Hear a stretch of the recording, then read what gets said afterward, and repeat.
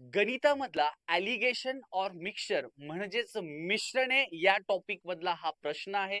हा प्रश्न आपल्याला बऱ्याचशा पद्धतीनं सोडवता येतोय, पण आपण बाय कन्सेप्च्युअल मेथड जाण्याचा प्रयत्न करणार आहोत. हा प्रश्न व्यवस्थित वाचलात तर तुम्हाला हे लक्षात येईल, जे मिश्रण आहे त्यामध्ये ऍसिडचं आधी 16% प्रमाण होतं, नंतर ते 10% झालं. पण जे ऍसिड आहे, समजा सुरुवातीला एक्स लिटर असेल तर ते शेवटी सुद्धा एक्स लिटरच असणार आहे. इथं जर 100 लिटर असेल तर शेवटी सुद्धा 100च लिटर असणार आहे. फक्त त्या मिश्रणामध्ये त्याचं जे पर्सेंटेज आहे ते बदलत आहे.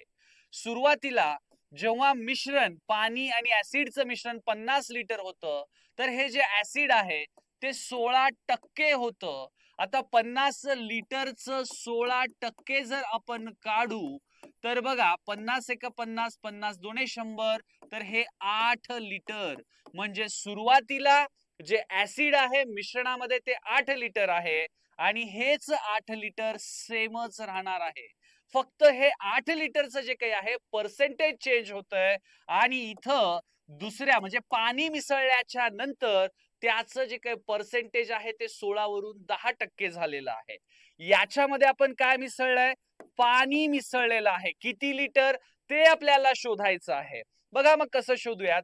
इथं 50 लिटर मध्ये 16% ऍसिड आहे आणि ते 8 लिटर आहे. मग किती लिटर मध्ये 10% ऍसिड असेल तर ते 8 लिटर. यावरून कितीच 10%, कितीच 10% म्हणजे 8 लिटर. शून्य गेला शून्य गेला, या 10 याला गुणलं तर ते किती होईल? 80.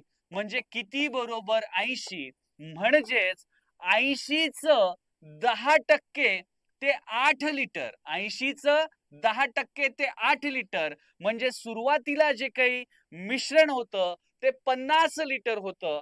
पाणी मिसळल्याच्या नंतर ते मिश्रण 80 लिटर झालंय.